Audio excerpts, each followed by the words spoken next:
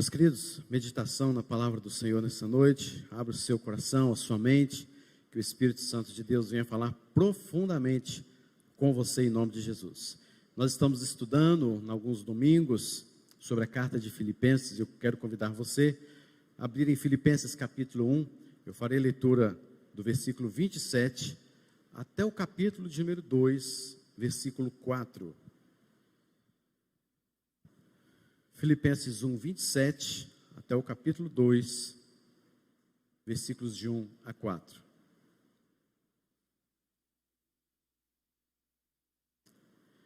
Nos diz assim a palavra: vivei acima de tudo por modo digno do Evangelho de Cristo, para que, ou indo ver-vos, ou estando ausente, ouça no tocante a vós outros, que estáis firmes, em um só espírito, como uma só alma, lutando juntos pela fé evangélica, e que em nada estáis intimados pelos adversários, pois o que é para eles prova evidente de perdição, é para vós outros de salvação, e isto da parte de Deus, porque vos foi concedida a graça de padecerdes por Cristo, e não somente de crerdes nele, pois tendes o mesmo combate que vistes em mim, e ainda agora ouvis que é o meu.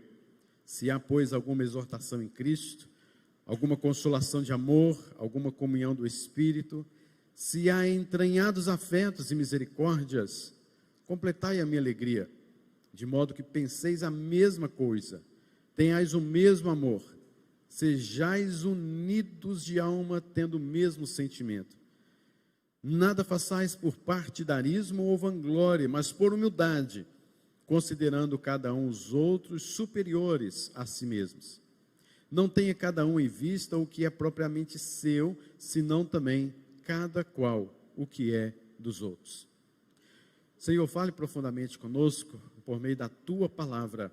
Nós pedimos, ó Deus, que o Teu Espírito Santo venha, ó Deus, abrir o nosso coração, abrir a nossa mente, para que ao compreendermos a Tua palavra, mesmo diante da leitura dela, nós possamos ser praticantes e não somente ouvintes. Age em nós, com o Teu poder, com a Tua graça, em nome de Jesus. Amém, Senhor. Meus queridos, nós vemos no capítulo de número 1 até o versículo de número 26, Paulo tratando acerca do seu sofrimento diante da prisão. Lembrando que Paulo estava preso em Roma, numa casa alugada por ele, segundo Atos, o último capítulo do livro de Atos, onde nos narra sobre esta prisão de Paulo em Roma. E Paulo estava sofrendo não simplesmente por causa das algemas. Paulo estava sofrendo porque estava preso e não podia, na verdade, estar com os irmãos, pregando o Evangelho. Mas o que Paulo diz claramente é que ele está alegre, regozijando-se no Senhor, porque apesar da sua prisão, a palavra de Deus, no entanto, não está presa. Alguns irmãos, até mesmo os filipenses, olhando para a situação de Paulo, pregaram com mais motivação. Alguns crentes de Roma, também da mesma forma, estavam pregando o Evangelho com ânimo, com força, motivados, porque estavam percebendo o poder do Evangelho na vida deles. Outros estavam pregando o Evangelho por ódio, por inveja, por discórdia, e Paulo até mesmo se regozija, porque de alguma forma ou de outra, o Evangelho estava então assim sendo pregado. Então Paulo está regozijante, mesmo que preso, está alegre na presença do Senhor, mesmo que com algemas e sofrimento que ele estava passando. Paulo conclui dizendo que, apesar de qualquer sofrimento da parte de Deus sobre a vida dele, este mesmo sofrimento estava fazendo com que o Evangelho se propagasse, ou seja, tudo estava cooperando para o bem. Os desejos de Paulo como missionário de pregar em todos os lugares, na verdade, estava da mesma forma, continuando, mesmo que Paulo estivesse preso, em sofrimento, mas alegre e contente no Senhor. E Paulo começa agora no versículo de número 27, queridos, onde nós vamos ver hoje sobre honrando a igreja através da unidade cristã. Ele fala: vivei acima de tudo por modo digno do Evangelho. vivei acima de tudo. Acima de tudo que Paulo nos fala aqui, acima de qualquer sofrimento, acima de qualquer dor, acima de qualquer dificuldade que você venha a passar, acima de qualquer tragédia que ocorra na sua vida, acima das prisões, dos açoites, das perseguições, dos apedrejamentos que ele, Paulo e os missionários levaram, acima de tudo, vocês não podem negar o Evangelho. Em momento nenhum vocês podem pensar em negar o Evangelho, pois quem pegou a mão no arado não pode olhar para trás. Então vocês devem viver o Evangelho acima de tudo. E como viver? Por modo digno. Que Evangelho é esse, queridos? É o Evangelho das boas novas. O Evangelho que nos salvou, que nos redimiu, que nos restaura, que um dia eu e você ouvimos através também de missionários, de evangelistas, de alguém, um amigo, talvez numa rádio, talvez no canal de YouTube, talvez algo que você viu na leitura da própria palavra. E este Evangelho nos mostra que nós não podemos simplesmente crer em Jesus, porque o Evangelho nos mostra que nós também devemos ter o privilégio de padecer por Ele, sofrer por Ele. É o que diz o versículo de número 29, que nós acabamos de ler. Porque vos foi concedida a graça de padecerdes por Cristo, e não somente de crerdes nele. Então, queridos, o que Paulo está dizendo aqui é que a igreja tem que tomar uma postura diante dos sofrimentos da vida, da sua jornada, de não se esquecerem absolutamente nada, em momento nenhum, os fundamentos da base, o fundamento da fé, a base do Evangelho. Por isso devemos viver acima de tudo, em qualquer circunstância, por modo digno do Evangelho. E como isso acontece? Aqui a gente vê no versículo de número 27, por meio da coerência. Paulo fala, ou indo ver-vos, ou estando ausente, ouçam no tocante a vós outros que estáis firmes. Coerência. O que Paulo está dizendo aqui? Que não é para você ser crente, viver do modo digno do Evangelho, apenas quando eu estiver perto de vocês, quando eu estiver presente com vocês. Mesmo eu estando ausente, vocês devem viver da mesma maneira. Vocês não devem ser crentes apenas quando estão na igreja. Vocês devem ser crentes quando vocês estão lá fora. Vocês não devem ser crentes apenas na presença de irmãos, na presença do pastor.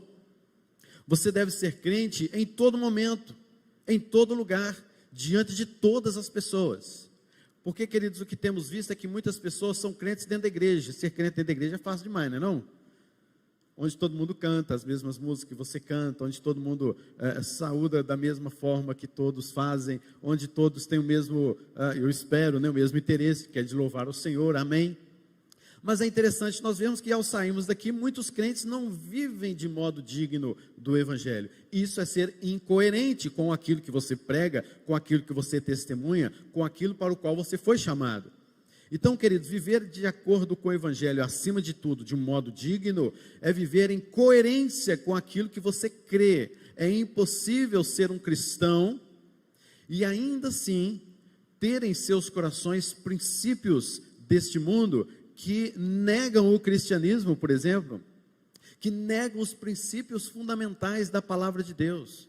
Então, viver por modo digno é viver coerente com a palavra, é viver coerente com o Evangelho, é viver coerente com o chamado de Deus e viver de um modo digno. Digno. Em segundo lugar, viver acima de tudo é vivermos em unidade. O próprio versículo 27 fala, no tocante a vós outros, que estáis firmes em um só Espírito, como uma só alma. Quem é que tem um só Espírito? Quem é que tem uma só alma? Uma pessoa apenas. O que Paulo está dizendo é que vocês têm que viver como se fossem apenas uma pessoa. Vocês não podem odiar uma parte do seu corpo. Você não pode, o seu dedo está lá machucado, doendo, você fala assim, se vira. Estou nem aí para você, dou o quanto quiser. Não vou dar nenhuma atenção para você. Não vou colocar um band-aid aí. Tem jeito, porque vai doer o corpo inteiro, você vai sentir. Paulo está dizendo que nós devemos viver do modo digno no Evangelho por meio da unidade, sendo uma só alma, sendo um só Espírito. espírito. Então, o que nós vemos na igreja, no povo de Deus, é uma só pessoa. Uma igreja é um corpo, é uma pessoa. Assim, então, ilustrativamente falando, como Paulo faz também em outras cartas, como em Coríntios. Vivendo em unidade. Paulo vai expandir agora no capítulo de número 2 sobre este ponto, que já já nós vamos chegar nele então. E uma terceira coisa que Paulo fala é viver também do modo digno do evangelho em sofrimento. Pastor do céu, mas viver por modo digno do evangelho, por sofrimento, pelo sofrimento, é isso mesmo. O versículo de número 29 nos fala isso. Porque vos foi concedida a graça de serem ricos, de terem dons especiais, de terem casas muito boas, de terem uma vida boa demais em Jesus. Jesus vai transformar a sua vida para melhor. É isso que o texto está dizendo? Na minha Bíblia, não. Não sei aí na sua, talvez, mas eu creio que se for a mesma, que então está escrito aí que foi nos concedida a graça de padecermos por Ele, de sofrermos por Ele. O problema nosso é que nós queremos viver do modo digno do Evangelho e só receber bênçãos e bênçãos e bênçãos e mais bênçãos. Senhor, eu não estou vivendo por modo digno do Evangelho? Eu não estou indo na igreja, eu não dou o dízimo, eu não canto ao Senhor, eu não sou professor da escola dominical, eu não ministro louvor, eu não toco, eu não faço aquilo outro, eu não sou fiel ao Senhor, então quero bênção. Você está vivendo, querido, por modo indigno do Evangelho, porque o Evangelho não é uma troca, o Evangelho é um serviço prestado por servos, que tenham conhecimento, que tem no seu intelecto e no seu coração, que se necessário for, você vai sofrer por causa do nome de Cristo. Aliás, o próprio Paulo fala a Timóteo, nesta mesma prisão, escrevendo para Timóteo, fala o seguinte, que todos quanto querem viver como? Piedosamente, em Cristo Jesus, serão o quê? Exaltados, abençoados. Também não é isso que Paulo diz. Serão perseguidos, passarão por terríveis sofrimentos. Então, viver por modo digno do Evangelho é viver o Evangelho coerente, é viver o Evangelho em unidade, é viver o Evangelho no sofrimento, no padecimento, se necessário for, por causa do nome de Cristo. Não negando a Cristo em nenhuma ocasião, mesmo diante da prisão, e esperando a morte, como Paulo sabia que dentro em breve iria morrer. Mas ele viveu por modo digno do Evangelho até o seu último momento. E disse a Timóteo, combati o bom combate. Que bom combate, queridos. Bom. Nos nossos olhos hoje, bom combate, isso que Paulo passou, por tudo isso que ele passou, bom combate, coisa nenhuma, poderíamos dizer assim, é bom combate, porque é o combate do Evangelho, da palavra, do reino, vivendo como cidadão do reino dos céus, aqui nessa terra, de um modo digno. Aí Paulo agora trata de algo especial, no capítulo de número 2, onde ele vai falar agora sobre essa questão mais direta sobre a unidade. Porque os filipenses, os amados filipenses, estavam, na verdade, queridos, tendo momentos de tremendas intrigas dentro da igreja, e que Paulo não estava satisfeito com isso. Esta igreja é uma igreja que ele chamou de a coroa da sua alegria. Ele disse que devemos regozijar sempre, nos alegrar sempre. Esta é a carta da alegria. Mas Paulo estava ciente de que dentro daquela igreja havia problemas seríssimos que precisavam ser corrigidos urgentemente. Era uma necessidade urgente. E Paulo agora trata então deste amor fraternal e trata também da humildade. Antes propriamente, queridos, de falar sobre esta unidade da igreja, ou seja, se vivemos por modo digno do Evangelho, o traço disso, a continuidade disso, a sequência de viver por modo digno do Evangelho, é a unidade. Estarmos juntos, a igreja em comunhão. E Paulo agora está tratando deste momento no seu capítulo de número 2, versículos de 1 a 4, bem diretamente, dando alguns puxões de orelhas naquele povo. Mas, queridos, quando falamos de unidade, à guisa de introdução, é importante nós lembrarmos o seguinte: quando a gente fala de unidade da igreja, unidade espiritual da igreja, esta unidade é produzida por Deus. Não é não é algo produzido, queridos, dentro da própria igreja. Não é uma obra humana. Não é, querido, algo que se decide em concílios. Nós vamos fazer algo para a unidade da igreja.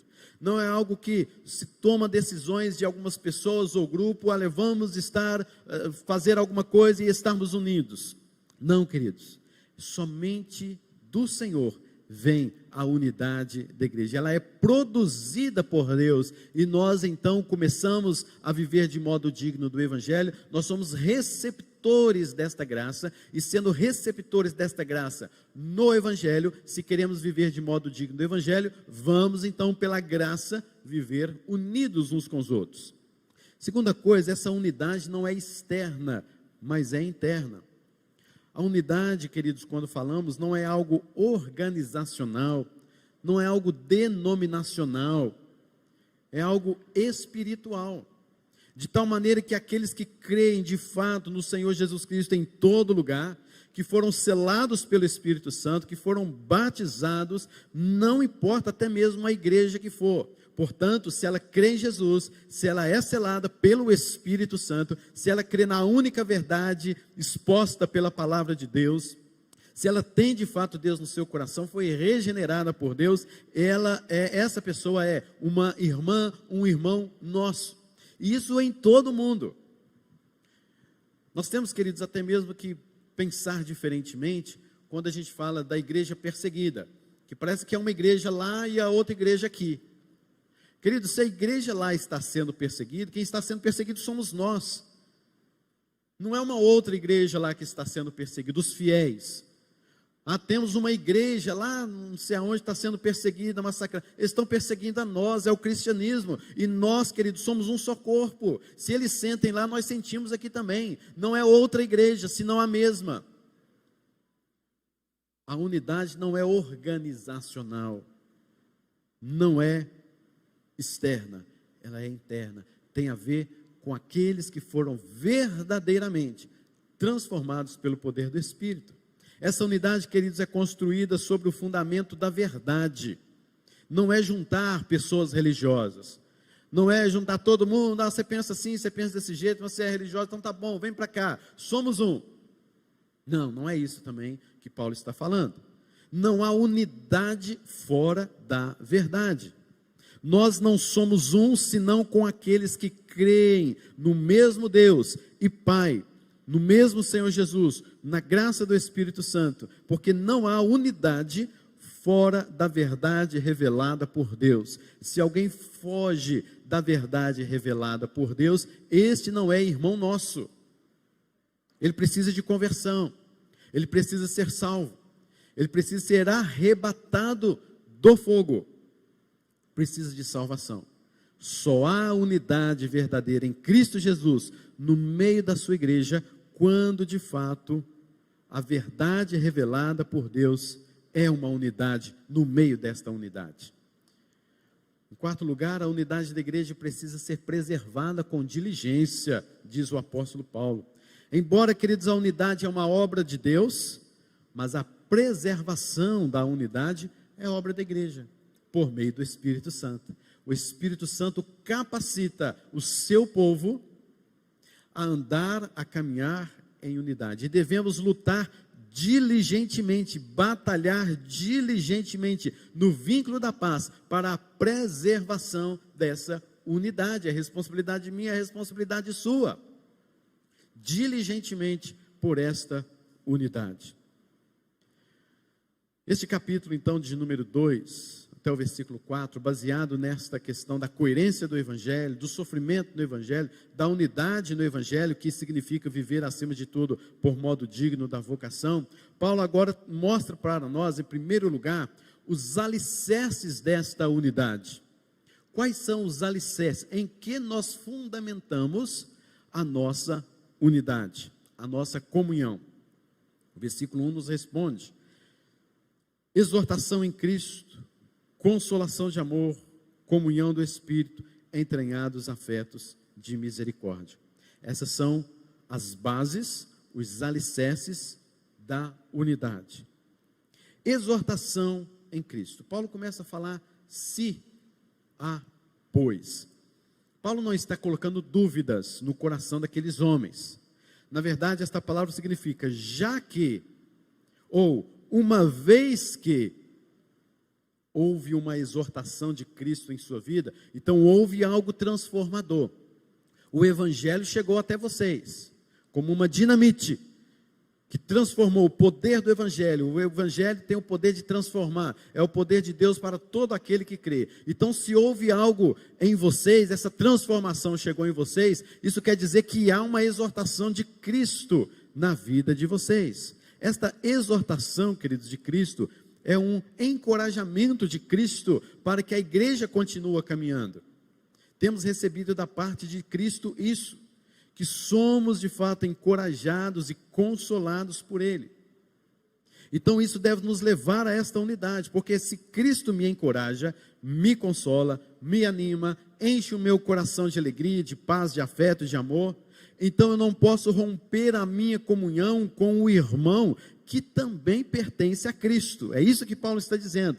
Porque se há alguma exortação em Cristo, se Cristo exortou aquele irmão e exorta você também por meio da sua palavra, a sua única verdade, então vocês têm que estar unidos, porque é o mesmo Cristo, é o mesmo Senhor. Então você não pode estar desunido de alguém, distante de alguém, se o mesmo Deus que exortou a ele é o mesmo que exorta você. E onde nós recebemos essa exortação? A palavra de Deus. A palavra de Deus nos exorta a todo tempo, para que a igreja, para que eu e você, a nossa família, a igreja, os crentes no Senhor Jesus Cristo, caminhem perseverantemente. Então, queridos, se nós somos um em Cristo, não tem sentido de dizer que na prática nós não somos um. Se temos unidade espiritual, eu não posso dizer, eu não me dou com você, eu não me interesso por você, eu não quero caminhar com você. Como diz alguém, se vamos morar juntos no céu, como não conseguimos morar juntos na terra? Difícil isso, né? Como é que farei para morar no céu eternamente com Ele? Pense nisso, no céu não haverá pecado, graças a Deus por isso. Seremos glorificados, mas é necessário você viver e conviver com seu irmão aqui, amando-o. Não é porque ele não gosta de uma coisa que você tem que odiá-lo. Pelo contrário, a igreja tem que estar unida, porque fomos exortados de uma vez por todas com Cristo ou em Cristo. Segundo lugar, Paulo fala sobre a consolação de amor. Aqui falando do próprio Deus. Deus é amor, é consolo de amor. O amor de Deus por nós, e não apenas o amor de Deus entre nós, mas por nós. Lembre-se do amor de Deus, lembre-se de João 3,16, porque Deus amou o mundo de tal maneira, que deu seu Filho, para que todo aquele que nele cresce, não pereça, mas tenha a vida eterna. Então todos esses que foram chamados e consolados pelo amor de Deus, são um, nele, em Cristo. Quem Cristo amou? Quem Deus amou? Aqueles que não mereciam o seu amor. Logo, eu também devo amar aquelas pessoas que não merecem amor, que não merecem ser amadas. Está entendendo a profundidade, o alicerce do que é estarmos unidos? Do que é a comunhão uns com os outros, que Paulo trata disso em Filipenses? O que Paulo quer é que aqueles irmãos deixem de lado tudo aquilo que não é viver de acordo com o Evangelho. Então, algo que não pode viver de acordo com o Evangelho é a desunião da igreja, a começar em nós, a começar aqui dentro, a começar internamente. Não há como viver do modo digno do Evangelho, se eu não vivo em união, em unidade com aquele que foi exortado por Cristo, sendo o mesmo Cristo que eu tenho, que não foi consolado pelo amor do mesmo Deus que eu tenho. E Paulo fala mais da comunhão do Espírito, a comunhão do Espírito. O Espírito Santo nos foi dado, queridos, para dar comunhão com Deus e também com o próximo. Achamos que a nossa comunhão é só Deus, é só com Deus. De fato, porém, esta comunhão ela tem também a sua linha horizontal, não apenas vertical. Então, se eu recebo a comunhão do Espírito Santo, como Paulo diz, que há esta comunhão, já que uma vez esta comunhão do Espírito está presente entre vocês, essa comunhão do Espírito, de cearmos juntos, de banquetearmos juntos, de louvarmos juntos ao mesmo Deus, tendo um só Deus, uma só fé, um só Senhor, um só batismo. Então nós temos que ter esta comunhão uns com os outros no Espírito. Onde o Espírito reina, há comunhão. E podemos dizer o contrário. Onde não há comunhão, é duvidoso saber da obra do Espírito Santo ali. Porque em todo lugar que o Espírito Santo de Deus age, atua, da forma como Ele quer, soberanamente, ali Ele promove a comunhão entre os irmãos, a unidade entre os irmãos. Você está cheio do Espírito? O Espírito do Senhor reina em sua vida? Paulo fala sobre isso também para os Efésios, no capítulo 5, versículo de número 18. Enchei-vos do Espírito. E em quarto lugar, uma base também desta unidade são os entranhados afetos e misericórdias. Entranhados, que isso tem a ver com as entranhas, com as vísceras. Quando você fica nervoso, dá um negócio ruim no intestino, é ou não é? Dá aquela coisa assim, aquele desarranjo, estou nervoso, dá um negócio aqui. Às vezes você está sentindo alguma coisa assim, de repente você fica nervoso, e são lá nas vísceras, lá nas entranhas. Para o judeu, quando eu falava de algum sentimento, alguma emoção, era nas entranhas, né? Então, tem alguns aspectos difíceis para a gente relacionar isso com a da nossa cultura e a cultura deles, mas era assim.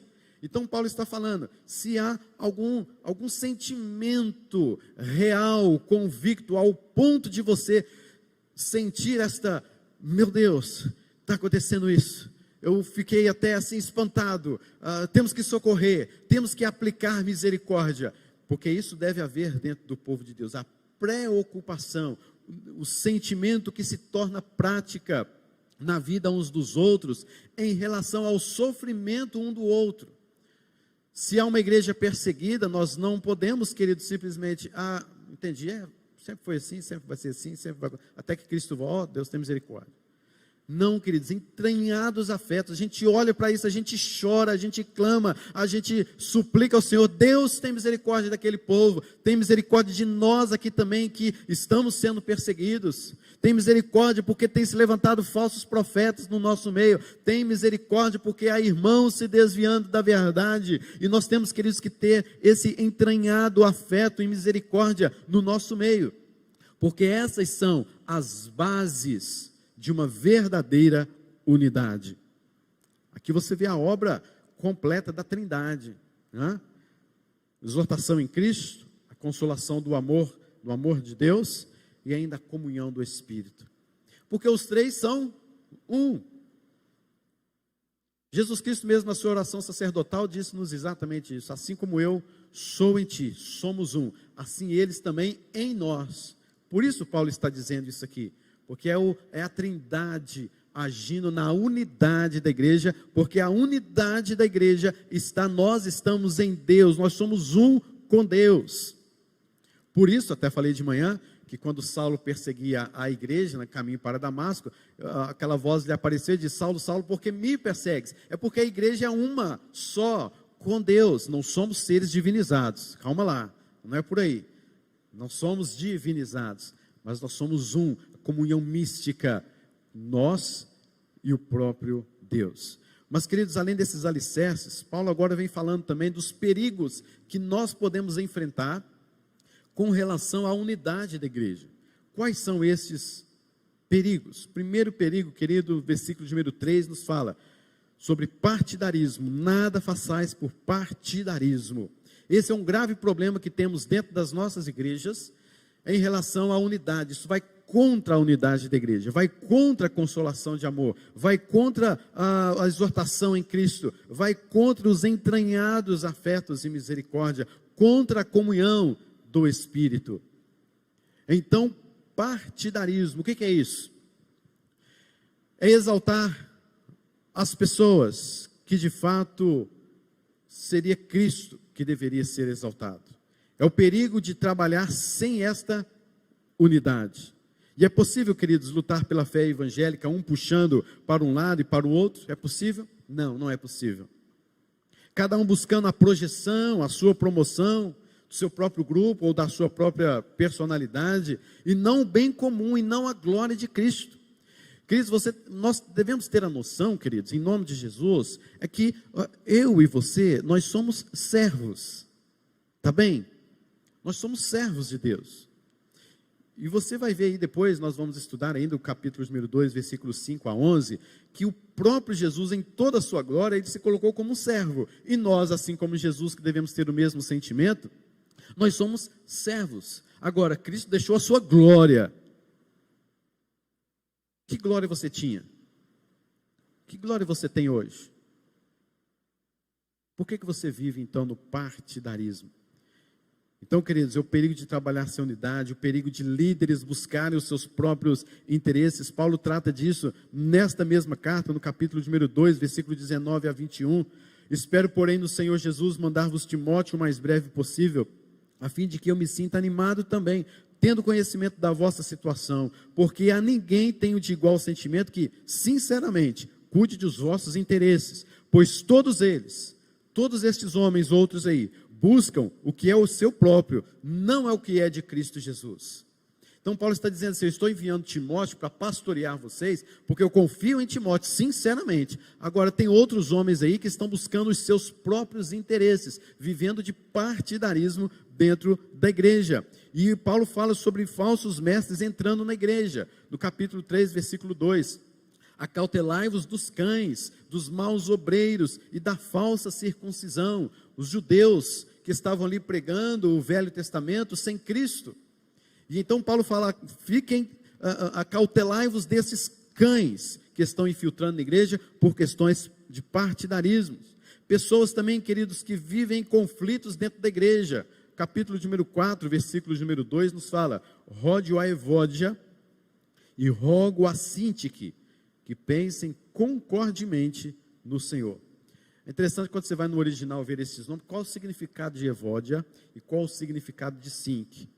Um significa fragrância, a outra significa beleza. Não combinam bem? Não é bonito isso? Evódia e Sintique. Se eu tivesse mais duas filhas, acho que eu ia colocar esses nomes nela. Evódia, Sintique, né? Não, parece que não é muito bonito não. Vocês me convenceram, rápido. Mas o que acontece é que beleza, fragrância, duas coisas que eram para ser bem combinantes, mas não. Na sua própria raiz, elas estavam tendo terríveis problemas, porque não estavam pensando concordemente no Senhor, partidarismo. E Paulo ainda fala de um outro perigo, além do partidarismo, a vanglória, ou também o egoísmo. O que é a vanglória? É querer tirar a glória de Deus para si. É mudar o holofote do Espírito Santo que ilumina a Cristo, que nos mostra a Cristo, que nos leva a Cristo, e tentar desviar este holofote para si mesmo, ter esta luz para si mesmo. Pessoas que sempre querem estar em evidência, pessoas que abraçam um projeto no seio da igreja, mas desde que ela seja a principal, a protagonista desse projeto. Ela tem que aparecer, ela tem que estar presente, ela tem que estar bonito ali na foto. Seu nome tem que aparecer, seu nome tem que estar lá. Se não tiver, o negócio não está certo, né? Vanglórias, procurando a glória para si mesmo. Porque toda glória que não é dada a Deus é uma glória vazia. E Deus não divide a sua glória com ninguém. Com ninguém. Maldito é aquele que busca a glória para si mesmo e não glorifique o próprio nome do Senhor Jesus Cristo. Nós nos vangloriamos muito, queridos, no nosso saudosismo. Já parou para pensar isso? No nosso passado. Nós nos gloriamos tanto. A época da minha mocidade. Ei, trem bom. Era bom mesmo. A época da minha adolescência. Dessa eu lembro mais recente. Mas a gente fica sempre com esse saudosismo. Aquela época era boa, aquela época era assim, porque eu fazia aquilo outro, e também fazíamos isso. Por que não faz hoje? Morreu? O que foi? Aconteceu alguma coisa? Cansou? Não, tem muito trabalho para você, querido. Sabe quando é que você vai descansar? Quando é que você vai descansar? Tirar férias eternas. Já até falei, né? Na eternidade, querido. Sinto muito se é assim que você pensa que, não, eu quero passar a oportunidade para as outras, porque já fiz coisa demais, né? Fez nada, querido, fez nada. Pare com esse negócio de, vou dar oportunidade para outros. Já viu isso dentro da igreja? Porque eu já fiz demais, agora quero dar. Gente, a seara é grande, os trabalhadores são poucos. Você ainda fala que vai entregar um trabalho que não vai trabalhar mais, nós estamos sem gente para trabalhar, sem servos. Não é assim, queridos. O trabalho é até o último dia, nós vamos descansar lá na glória, e pelo que eu vejo na Bíblia, lá também vai ter trabalho, viu? Trabalho de cultuar ao Senhor. Culto ao Senhor é serviço. Nós estamos aqui agora servindo ao Senhor, e com alegria. Lá no céu, que vai ser eterno, lá vai ter que ser um trabalho eterno, mas para glorificar eternamente o nome do Senhor, né? Então, para que você vai se vangloriar? Você está se vangloriando de quê, queridos? De quê? Lá em Corinto, Paulo pregava sobre a personalidade, ou o culto à personalidade, que era botar determinados líderes no pódio. Eu sou de Cefas, eu sou de Paulo, eu de Apolo. Até Cristo tinha um pódio para ele. Até Jesus tinha um pódio para ele lá dentro, né? Nada disso. Se vangloriar de quê? Você quer fazer um trabalho, quer ser reconhecido, por quê? Se você é um servo, servo não procura isso não. E mais, querido, servo é aquele que oferece, eis-me aqui, não é aquele que fica ali de braços cruzados esperando, ninguém me falou nada, eu fiquei na minha, não fiz não, porque ninguém veio até mim. Você está se vangloriando, você está pensando que as pessoas têm que ir até você, olha, vem até mim que eu faço, agora se vocês não vieram, eu vou ficar aqui. Isso é errado. Você está errado se você pensa assim. O servo é aquele que fala assim, estou aqui, eis-me aqui, e vou sofrer por nome de Cristo, mas quero viver de modo digno do Evangelho. Eis-me aqui. É assim como Isaías fez, capítulo de número 6. Eis-me aqui, envia-me a mim. Então não espera que as pessoas cheguem até você. Ofereça-se, você é servo. O servo, ele oferece ao trabalho no Senhor. Esses eram os perigos que estavam ameaçando a unidade da igreja. E agora, queridos, Paulo, ele dá aqui um imperativo, uma ordem para esta unidade. No versículo número 2 fala, completem a minha alegria, de modo que penseis a mesma coisa, tenhais o mesmo amor, sejais unidos de alma, tendo o mesmo sentimento.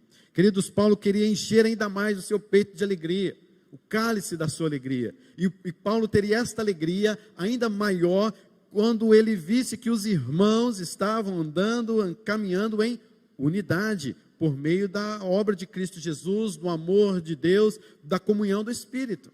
Isso alegraria ainda mais o apóstolo Paulo.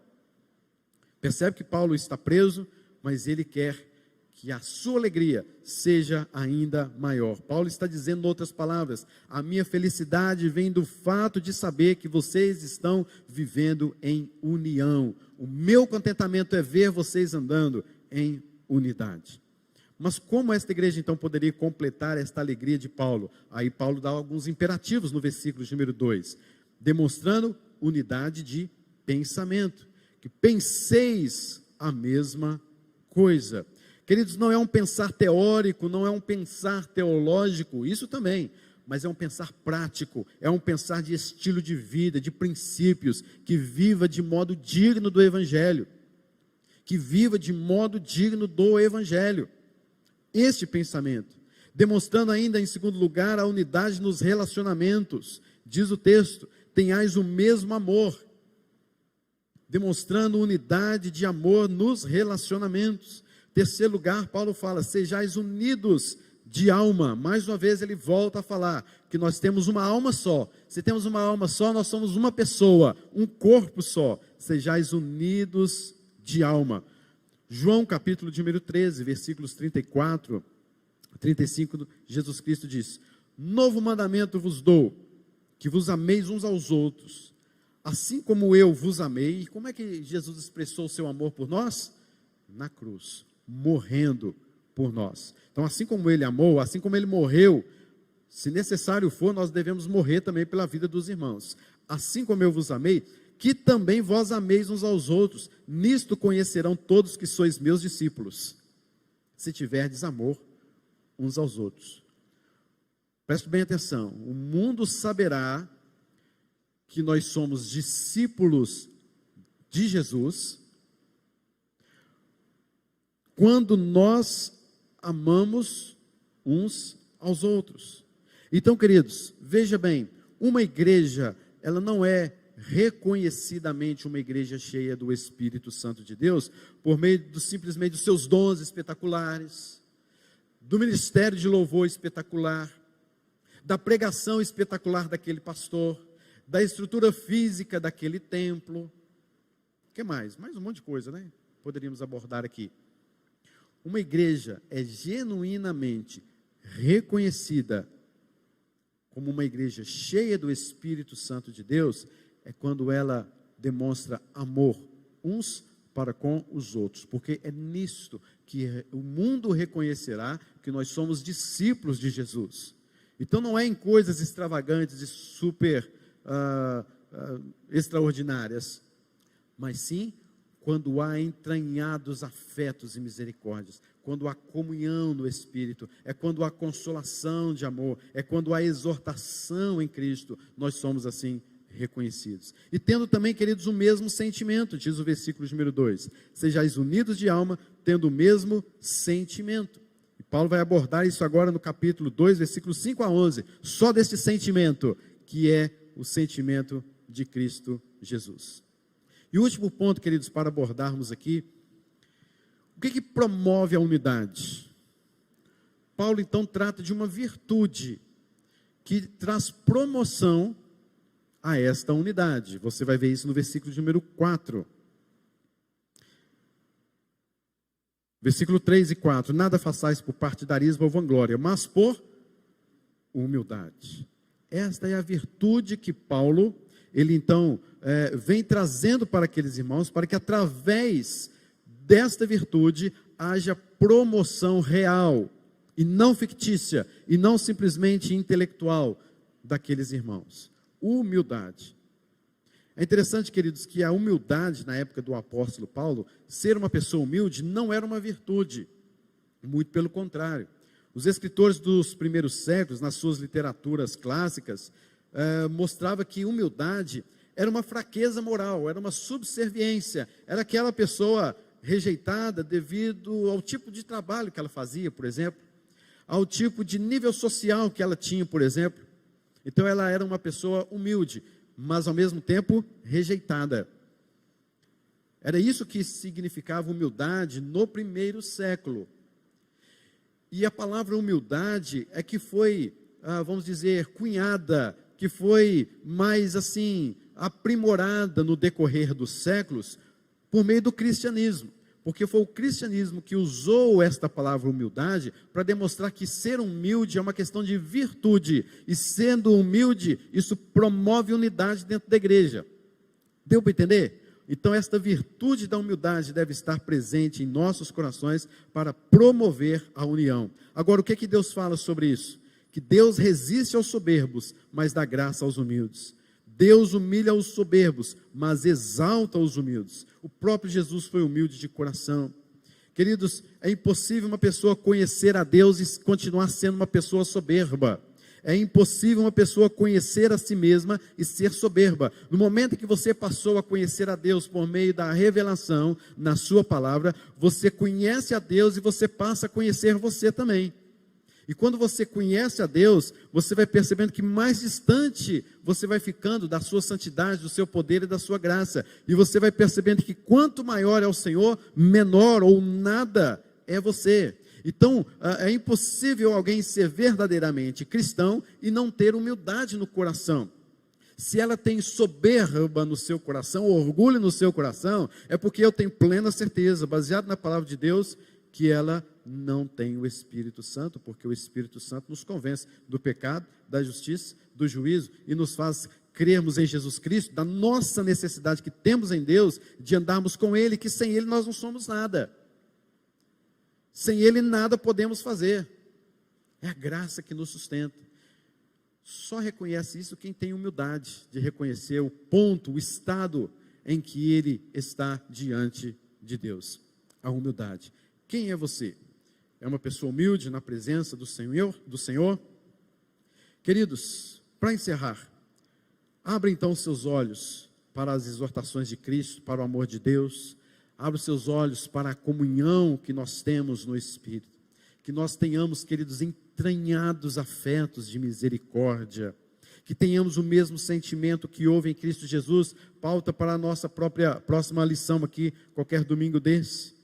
Abandone, queridos, qualquer tipo de partidarismo. Isso não é do Senhor. Não condiz a um cristão.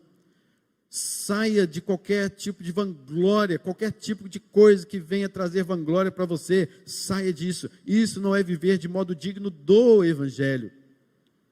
Abandone todas estas práticas. Torne-se um servo de Deus.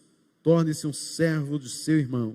Seja aquele que se oferece no trabalho do Evangelho para abençoar a vida de outras pessoas, que está sempre disposta a trabalhar em prol da unidade da igreja. E um dia estaremos lá no céu com Deus, como bênçãos de Deus, que viveremos lá para servir a Deus, e estamos eternamente uns com os outros, transformados e glorificados. Amém, queridos? Amém. Baixe sua cabeça, feche seus olhos, vamos orar mais uma vez? Esteja orando ao Senhor, você e Deus, nesse instante. Senhor, não tem sido tão assim, não tem sido humilde diante do Senhor. Às vezes é um partidarismo aqui, uma vangloriazinha de lá. Eu preciso do Senhor, quebrando meu coração. Mostre para mim, Senhor, onde é que eu estou errando, mas não deixe me vangloriar de nada, não. Faça com que eu seja um promovedor, um promotor de justiça, da comunhão do Senhor aqui nessa terra, entre os irmãos. Vamos orar ao Senhor.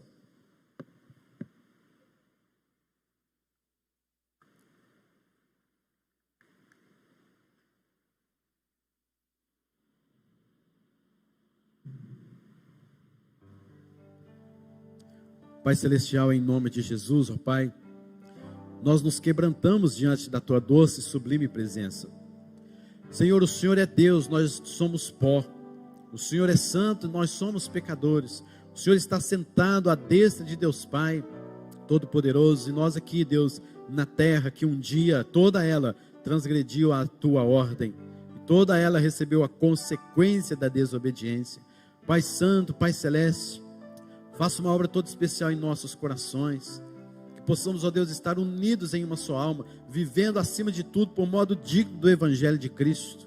Fortaleça a nossa fé, a nossa comunhão com os irmãos, a nossa comunhão contigo, que possamos viver acima de tudo por modo digno do Evangelho do Senhor nesta terra. Abençoe o teu povo, que haja, Deus, pedido de perdão, que haja, ó Deus, liberação de perdão, que haja mais amor, que haja, Deus, entranháveis afetos e misericórdia no meio do teu povo.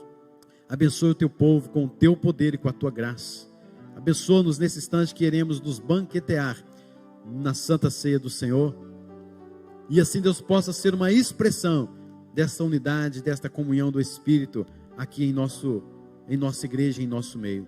Abençoe o teu povo com paz. Em nome de Jesus. Amém, Senhor.